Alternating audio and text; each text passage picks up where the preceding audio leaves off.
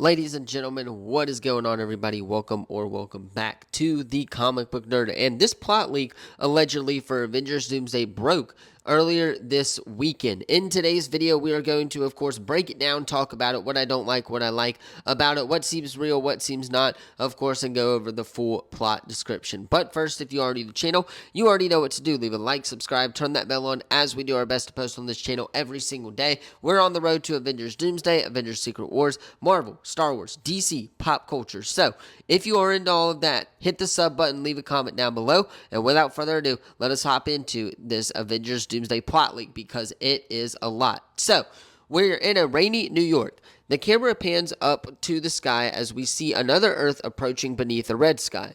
On a bridge, we see Hugh Jackman's Wolverine and Ryan Reynolds' Deadpool. Wolverine seems shaken and is holding a device in his hands, an antimatter bomb.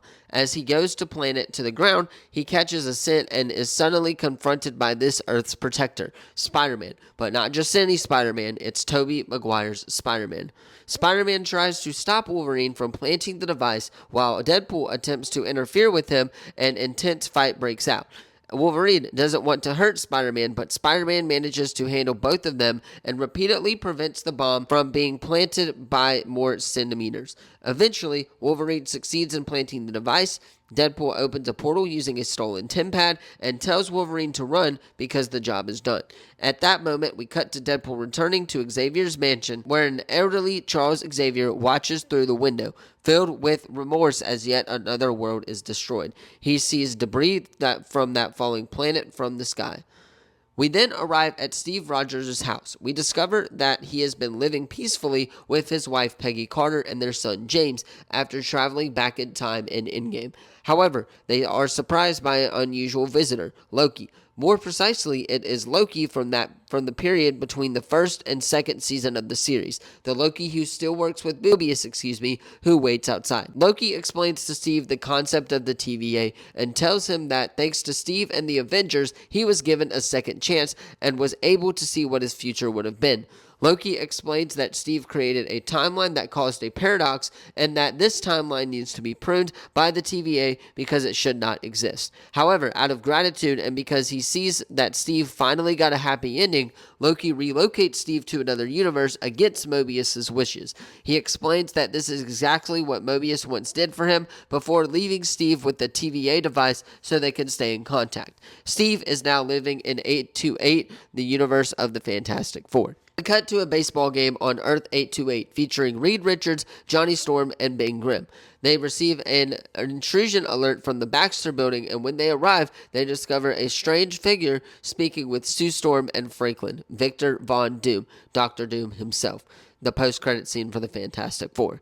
Doom warns them that he has studied the multiverse for years and that an incursion is about to happen. He explains that when the fabric between two realities tears apart, a magnetic attraction forms between the universes, and the primary collision point between them is each universe's Earth. Victor explains that their Earth somehow triggered the incursion and that only Reed Richards' intellect can help solve the crisis. We then discover that Victor is obsessed with incursions as he knows everything about them. Sue Storm remains suspicious of Victor the entire time, fully aware that the man standing before her rules the far from diplomatic nation of Latveria. Reed and Victor investigate genetic anomalies across the planet and discover three distinct energy signatures: Steve, Peggy, and James. They eventually track down Steve, and now bearded with long hair, who has spent the last decade in this universe and therefore doesn't know the Fantastic Four. They explain the situation to Steve, who becomes emotional and agrees to join them in search of a solution. Steve then says that he used Infinity Stones to travel back in time, but the timeline he created was never supposed to exist. He reveals that a being named Loki, someone he already knew, eventually relocated himself because Loki was part of an organization that controlled the timelines. After much research, Reed discovers there's a universe destroying other universes and says he needs to know how it was done. Steve is against the idea, while Reed thinks all possibilities should be considered. Steve then says he knows a place where the technology might be sufficient. After much research, Reed discovers that there's a universe destroying other universes and says he needs to know how it was done. Steve is against this idea, while Reed thinks all possibilities should be considered. Steve then says he knows a place where the technology might be sufficient. Doom explains to them that not only will that universe collide with them, but another universe as well, Steve Rogers' universe, and that somehow the three universes are connected. However, Doom warns that when they travel from one universe to another, the time from the incursion decreases drastically, which is why they need to be quick. They all leave with a stopwatch. Steve, the Fantastic Four, and Doom depart for the MCU using the Fantastic Four's rocket. Inside this ship are the Fantastic Four, Franklin, Dr. Doom, Steve Rogers, and Herbie, the little robot. In the New Avengers Tower, the New Avengers detect the Fantastic Four ship entering orbit and heading towards Earth. Upon learning of the ship's supposed threat, Thor anticipates the arrival and greets them. At this moment, we have the first interaction between Thor and Steve Rogers, where Thor is suspicious that this might not be the real Steve, until Steve wields Mjolnir, which belonged to Jane Foster, gaining Thor's trust, and the two embrace in a somewhat sweet reunion moment. At this point, Sam Wilson and the Avengers enter Avengers Tower, and there's a brief discussion about who should take command of the mission, which they consider crucial for Earth. Sam was prepping for it, as were Yelena and Bucky.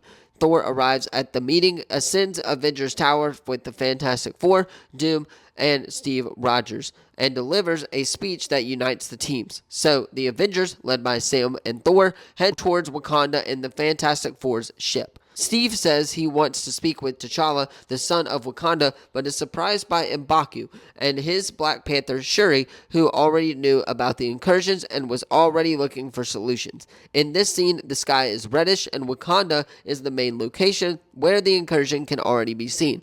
With everyone gathered in Wakanda, the whole situation is explained, and Shuri says they have help from another army.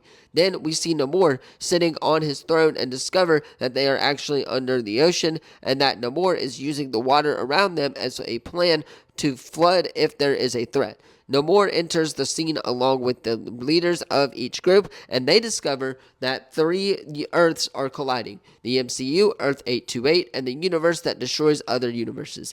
Steve tells Thor and Loki that Loki is alive and is kind of a protector of the multiverse and helped him survive, suggesting it would be good to go to him as he may have a solution. Now, a philosophical debate occurs. Reed thinks that this is the natural process of the multiverse, that the destiny of the multiverse is death, but that they can try to find alternatives and fight to the end. Sam thinks they should fight and find a way to stop this without bloodshed. Namor is against it and says if there's a way to destroy the other universes coming towards them, they should do it, and that the main target should be the X-Men universe. Meanwhile, Shuri and Sue Storm are completely suspicious of all the plans and are working together somewhat secretly, and Dr. Doom remains completely silent, basically agreeing with everything. Sam Wilson says they need to gather in the Infinity Stones. Scott Lang says the quantum realm is no longer an option and that time travel is now extremely dangerous. Steve Rogers says the returning the gems caused a new timeline that would needed to be destroyed, and that going back in that time would now only make things worse and accelerate the incursion. Steve Reed says Galactus was a natural alternative to feed on the other Earth, but he doesn't know where he went. However, he has an idea to push the Earths away using the same technology he would use in the Fantastic Four movie, but this must be done quickly. So, with the help of Wakanda and remaining heroes on Earth, they begin building a cannon in the MCU that would generate a force to push the other planets away. But to do this, they would need to go to other universes and convince the populations to build similar cannons. They need to act as quickly as possible so that the team stays on Earth to rebuild these cannons while the other part head towards the X-Men universe. Meanwhile, Steve and Thor head towards the TVA using the device Loki left with Steve. We then see our heroes and Doom arriving on X-Men's universe, Earth. Then they discover that this universe is catastrophic, having already survived several incursions. They head towards Xavier's mansion when they are surprised and the X-Men are not friendly, so a battle ensures. According to my sources, this is one of the best scenes in the film, featuring duels like Yelena against Mystique, a one-on-one fight between Shang-Chi and Gambit, as well as a remake of the Nightcrawler scene from X-Men 2. But this time, it corners Xavier's mansion. During the battle, Deadpool appears putting his balls, literally his balls, in Mr. Fantastic's face. The fight spirals out of control when Doom revives, deactivated Sentinels that attack the X-Men. Our heroes then wonder how Doom knew about this specific detail of that universe, that Sentinels existed that hunted mutants. Magneto confronts the Sentinels while Xavier talks to Reed Richards and takes him to meet Beast. Beast tells Reed Richards that they have already suffered several incursions and destroyed other universes using an antimatter bomb. They fight to prevent the extension of the mutant race, since the other universes they did not have mutants. They also explained that they have already managed to overcome mutant extinction using time travel, meaning this universe may be similar to Days of Future Past. They have already experienced mutant destruction and world destruction, so they are fighting in every way possible to survive. Beast adds that their universe somehow already been mapped and is easily an easy point for incursions, which is why they keep happening. We cut to Thor and Steve arriving at the TVA, which is completely destroyed. Steve tries to locate Mobius, who no longer works for the TVA. They manage to find him, and he helps them reach Loki, but they arrive too late. Loki is dead, and the timelines are loose and begin to collide uncontrollably. Mobius then investigates what happened, and using his TVA experience explains to Thor and Steve that a being in green hood and mask evaded the TVA and destroyed everything and everyone. Before that, during the regrouping in Wakanda, each character went to their own universe. Doom left to prepare for battle, explaining that he needed to upgrade his armor. They now knew that universe was actively destroying others. Until then, he had been wearing a more neutral suit, but he returned in full armor. It is implied that during this time, Doom executed his plan against Loki. Meanwhile, Doom triggers a war between the X-Men and the Sentinels. While the Avengers and Fantastic Four try to stop him, Doom claims this is destiny. The X-Men must fall so they can survive. A chaotic war erupts between the X-Men and the Sentinels, while the Avengers assisting the X-Men. Everyone suspects Doom and tries to stop what they believe is fate itself. Thor arrives in the middle of the battle with hatred in his heart and attacks Doom, while Steve reveals the truth to the Avengers, X-Men, and Fantastic Four. Doom is practically invincible. He glows with green eyes, shocking Thor, and defeats nearly everyone before kidnapping Steve and fleeing to his universe. Remaining defeated heroes regroup in Universe 616 at Avengers Tower, planning a full-scale assault on Doom with an entire army. This time, all heroes unite against him. Thor then calls upon an army sent by Odin, coming directly from Valhalla, warriors who have died and return to fight. They all say goodbye to their loved ones and depart for the greatest battle of their lives in Universe 828 at Doom's home in Latveria. In Latveria, they are received by the variants of Doctor Doom, men and women who faithfully follow Rabbam Allah, destroyer of worlds. Among them is Boris, Doctor Doom's right-hand man. A masked magician with a space for a third eye appears, who is believed to be Doctor Strange. Another figure confronts Steve Rogers, and when she removes her mask, it's none other than Peggy Carter. It is unclear whether this is truly Peggy or a witch manipulating Steve's psyche. In the group, other women display familiar magical signatures, some resembling Clea and possibly Wanda Maximoff. Finally, reaching Doom, he reveals his story. Victor was a researcher from Latveria who used both magic and technology to understand the multiverse. During his travels, he fell in love with a woman from another universe who became his wife and gave him a son or daughter. The incursion caused by that woman's presence destroyed everything. However, his research led to an explosion in his laboratory, which killed his family and left him completely disfigured, forcing him to survive in armor like Darth Vader. Doom blames Steve Rogers and Reed Richards for experiencing what he never could. His plan was always to allow incursions to happen in order to map all universes, but he only needed one key detail: a way to contact that army that brought Steve Rogers to this Earth. In doing so, he discovered Loki, who is extremely vulnerable. With Loki weakened, Doom believes he can control the future of the multiverse as he sees fit. He explains that he had a plan to steal Loki's powers. In a flashback, we see Doom pulling out Loki's spine as he did to Thanos in the comics. By absorbing Loki's powers, he could reshape the multiverse and recover his family free from the threat of incursions. In his vision, all existence would be merged into a single universe ruled by him. The final battle takes place in Latveria as the Earths are about to collide. The heroes fight with no certainty while Doom humiliates them and waits for the incursion. Using Loki's stolen powers, he manipulates magic and reality himself. His servants resemble a coven of witches and wizards performing a ritual around a glowing book, possibly the Darkhold, though it is never confirmed. At this moment, the Sentry appears for the first time. He physically holds back the incursions between three universes, giving the heroes more time to fight. However, it is not enough, and he eventually collapses, weakened.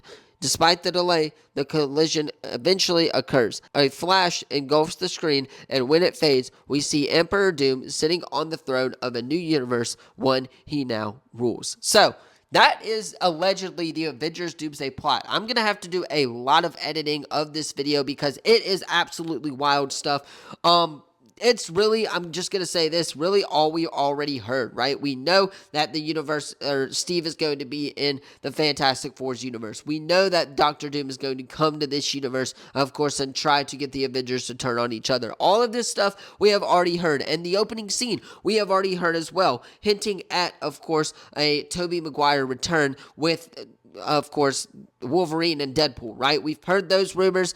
We didn't hear, though, Deadpool and Wolverine going back to the X-Men timeline. I'm very curious to see what timeline that is after Deadpool and Wolverine. Lots of stuff that have already been confirmed or have already been rumored, at least. It seems like somebody just kind of put all of the rumored stuff together and just kind of made a plot leak out of it. We have heard the Russo brothers are doing their best to keep, of course, the leaks and rumors secret. So it is possible that some plot elements have changed during the meantime between filming. We know reshoots are going on right now. All of this stuff is definitely under consideration, but it does seem real, and ultimately I am here for it if this plot leak is true. But you guys, let me know your thoughts on this video in the comments down below. Don't forget to like, subscribe, turn that bell on. Do you think this plot leak is true? Let me know in the comments down below, as it's pretty much all we have already heard. Again, let me know though your thoughts in the comments. Thank you all so much for watching this video. I will see you all in the next one. Peace.